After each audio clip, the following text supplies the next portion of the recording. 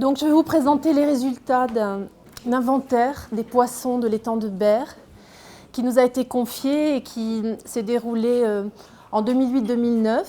Ce travail a été réalisé avec Patrick Bonhomme et nous avons travaillé avec Yves Le Tourneur et Mireille Armelin de l'équipe d'IMAR, Fabien Morat qui vous a parlé des sols tout à l'heure, Laurent Brosse du bureau d'études aqualogiques et Patrice Francourt qui a réalisé une expertise des gobies, plus spécialement. Alors l'objectif, évidemment, c'était de réaliser un inventaire des poissons le plus complet possible. On disposait d'assez peu de données récentes et évidemment, ça se situait dans ce contexte de vérification de l'efficacité des mesures de lissage, des apports en eau douce. J'y reviens pas, je pense que ça a été largement évoqué hier et ce matin. L'objectif, c'était de dresser une liste complète en essayant de décrire un peu plus précisément leur guilde d'appartenance, leur écologie, donc situer ces communautés de poissons, analyser la variabilité spatiale et temporelle dans l'étang en relation avec la qualité du milieu.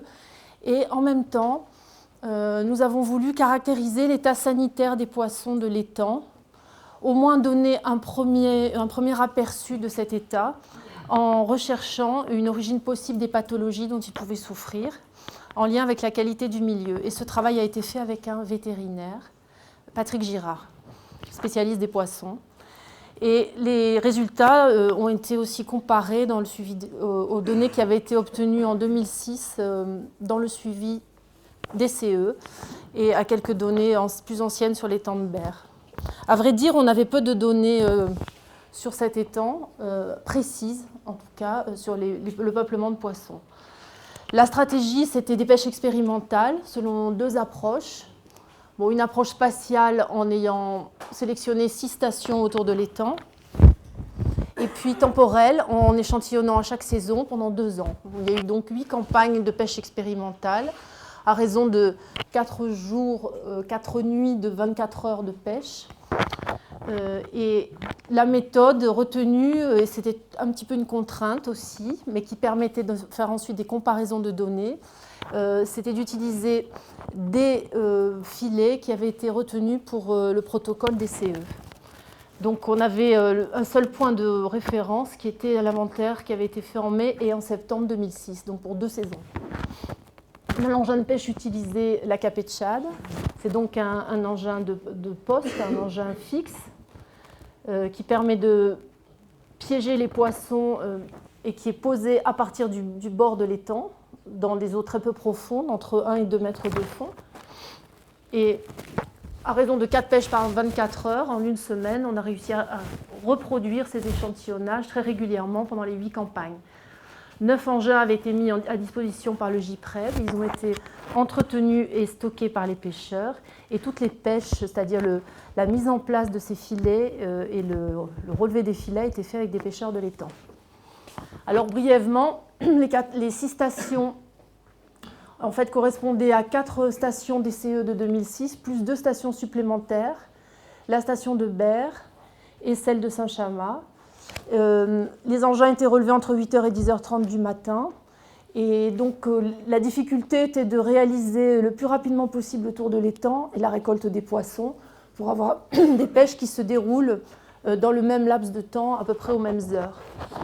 Donc, nous embarquions avec les pêcheurs sur les petites embarcations de l'étang, un pêcheur de la Mède, un pêcheur au nord de l'étang, de Saint-Chamas. De cette façon, on arrivait à récupérer l'ensemble des poissons dans un délai de 2 à 3 heures d'écart à peine. Et nous travaillions à partir de l'Antédon, qui est le bateau du Centre d'océanologie de Marseille. Donc, à chaque station, nous avons mesuré les paramètres physico-chimiques, trié et rejeté les crabes qui pouvaient endommager les poissons. Et il y avait un souci particulier lors de ces pêches expérimentales qui était de maintenir les captures vivantes dans des bacs oxygénés et de façon à rejeter le maximum de poissons pour ne pas les sacrifier pour rien.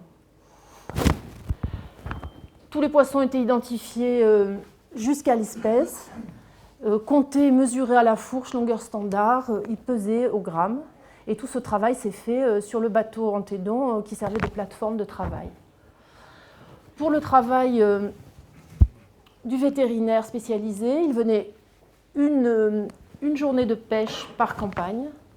Et son travail a consisté à essayer de déceler des traces externes de parasitose ou de pathologie. Donc, il lui fallait travailler sur du matériel frais. Et son sous-échantillonnage portait sur un minimum de 30 poissons par station pour pouvoir donner un diagnostic de l'état sanitaire des poissons. Il examinait surtout les altérations, les lésions éventuelles, et il travaille depuis des années avec une grille qu'il appelle code pathologie et qui permet de donner un indice à partir des altérations qu'il observe ou des lésions, du pourcentage d'altération sur les poissons. Par ailleurs, il a réalisé un examen parasitologique externe, principalement cutanéo-branchial, et qui permettait aussi, et prenait le temps également d'une première inspection interne, mais beaucoup moins détaillée. Alors brièvement les résultats. En abondance, puisque toutes nos pêches étaient comparables, on a pu vérifier et comparer tous nos résultats.